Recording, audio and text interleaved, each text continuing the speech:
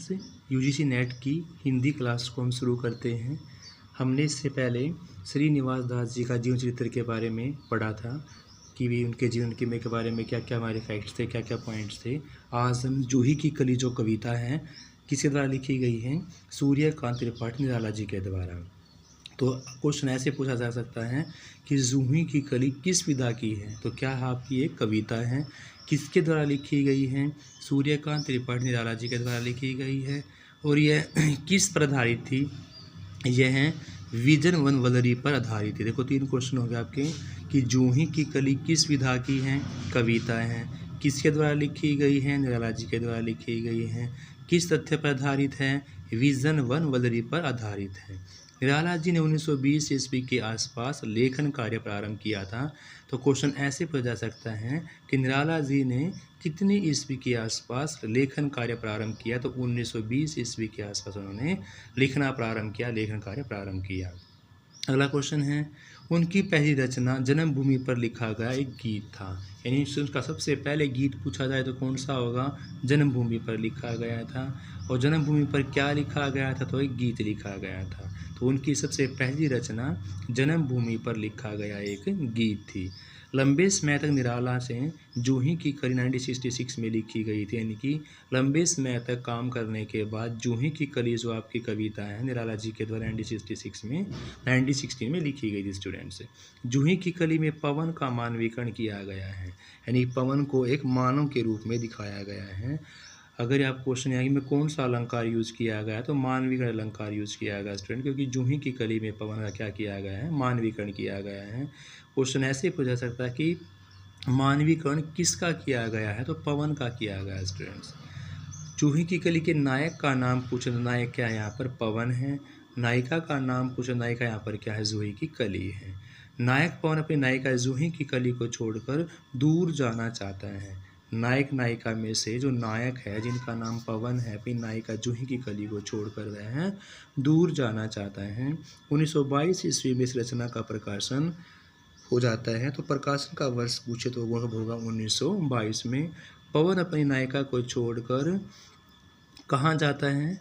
पवन अपनी नायिका को छोड़कर वन यज्ञिका पर्वत पर जाता है। यानी कि पवन अपनी नायिका को छोड़कर वन्यगिरी पर्वत पर, पर्वत का नाम पूछे तो कौन सा होगा आपका?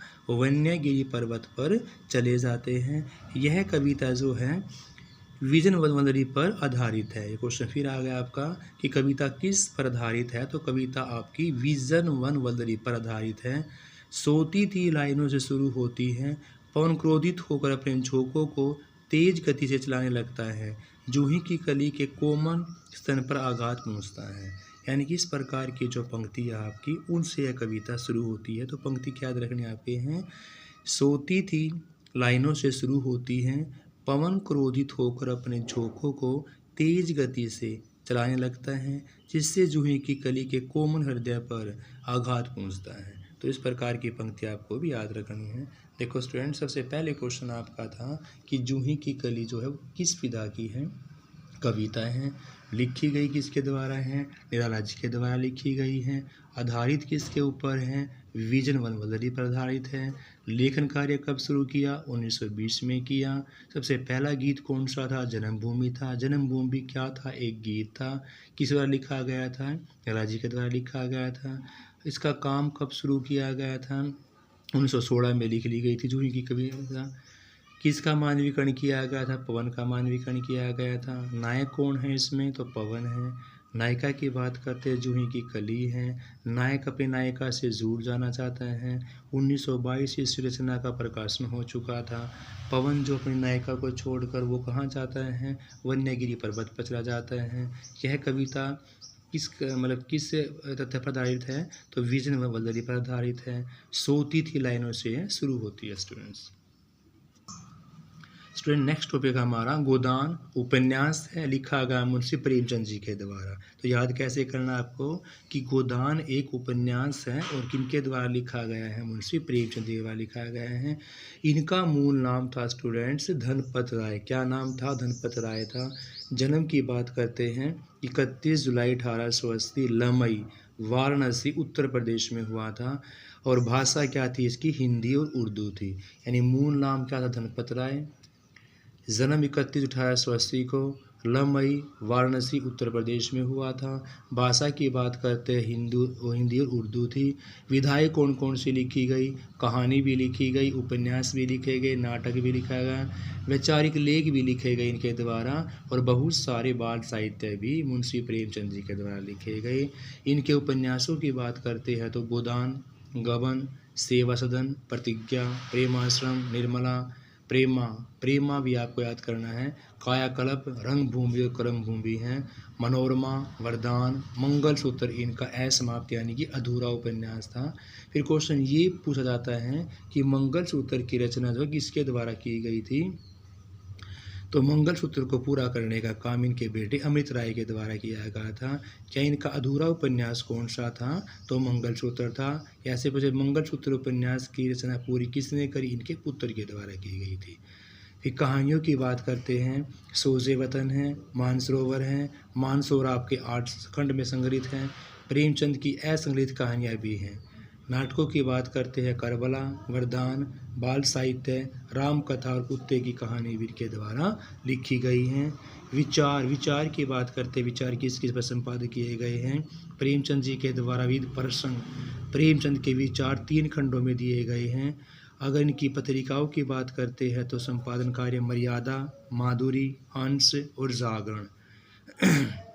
पत्रिकाओं में कौन सा स्टूडेंट्स आपका, मर्यादा, माधुरी, हंस और जागरण पत्रिकाओं का प्रकाशन इनके द्वारा किया गया था। तो एक बार फिर देख लेते हैं कि गोदान जो है वो किस विधा का है। गोदान एक उपन्यास है, किन के द्वारा लिखा गया, मुंशी प्रेमचंद जी के द्वारा लिखा गया है। इनके मूल नाम की बात करते धनपत राय था। जन्म की बात करते 31 जुलाई 1880 को। कहाँ पर हुआ, लमई का वाराणसी का उत्तर प्रदेश के अंदर है। भाषा की बात करते हिंदी और उर्दू।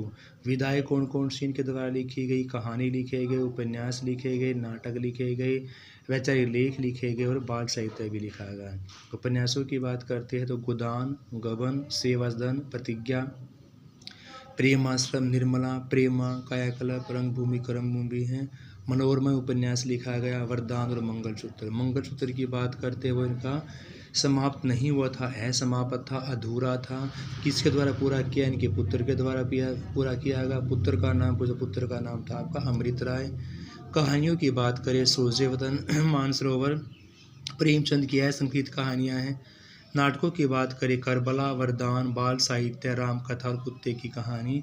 विचारों की बात करते तो प्रेमचंद विद पर्सन के द्वारा दिए गए थे। प्रेमचंद के विचार कितने खंडों में थे, तो इनके विचारों को 3 खंडों में विभाजित किया गया था। अगर संपादन की बात करते हैं तो इन पत्रिकाओं में संपादन किस किस का किया था, मर्यादा, माधुरी, जागरण, हंस। 4 याद करनी है आपको, मर्यादा, माधुरी, हंस और जागरण पत्रिकाओं का प्रकाशन इनके द्वारा किया गया स्टूडेंट्स। Thank you students. बाकी क्वेश्चन हम कल करेंगे। Have a nice day.